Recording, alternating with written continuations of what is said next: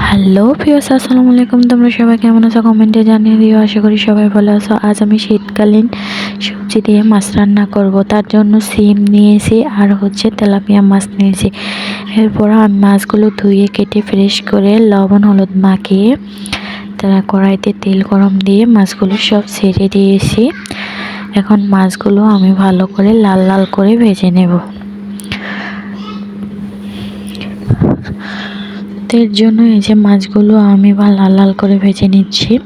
তো মাছগুলো প্রায় ভাজা হয়েছে, কড়া করে ভেজে নিয়েছি। তেলাপিয়া মাছ এই শীতকালীন সবজি দিয়ে রান্না করব। আর এদিকে দেখো আমাদের বাড়ির মুরগি ডাকতেছে।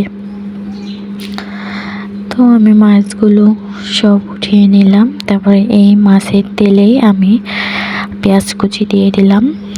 তো পেঁয়াজ কুচি দিয়ে আমি এখন এই যে ভেজে নিলাম, বাদামি কালার করে নিয়ে আমি এখন পানি দিয়ে দিলাম। এরপরে দিয়ে দিব হলুদ গুঁড়ো, মরিচের গুঁড়ো, তো আদা বাটা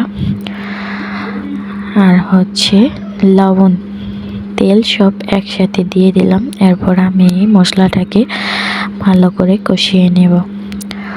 তা আমি সবার মতো অত ভালো করে বেশি রান্না তেমন করতে পারি না। তোমরা বলতে পারো যে রান্নাকে শেখাও নাকি? না ভাই, রান্না শেখাই না, আমি দৈনন্দিন জীবনে যা রান্না করি সেটাই তোমাদের মাঝে শেয়ার করি।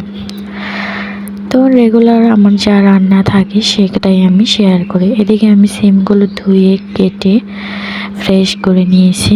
এরপর আমি এটাকে রেখে দিয়েছিলাম। এখন এই যে মশলাটাকে কষিয়ে নিয়েছি, মশলার ভেতর আমি মশলার সাথে মিশিয়ে এটাকে ভাপিয়ে নেব। এই তো দেখতেই পাচ্ছ সিমগুলো একবারে চেমা চেমা হয়ে গেছে। শীতকালীন সবজি আর এত কচি ছিল সিমগুলো, ভেতরে তেমন একটা বিচি ছিল না। তো আমি এদিকে তরকারিতে ঝোল দিয়ে দিলাম।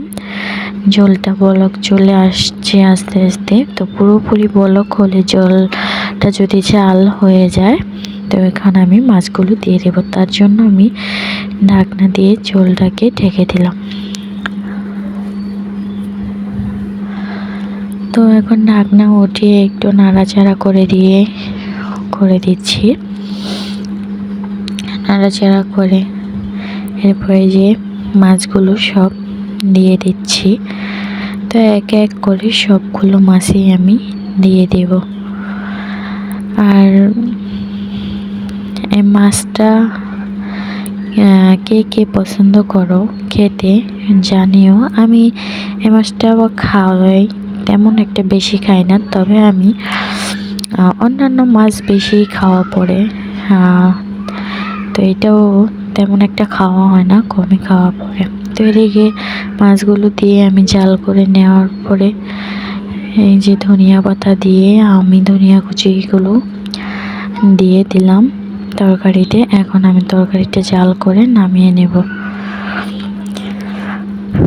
এদিকে এই যে বলক চলে আসে, এরপরেই তো আমার তরকারি ফাইনাল।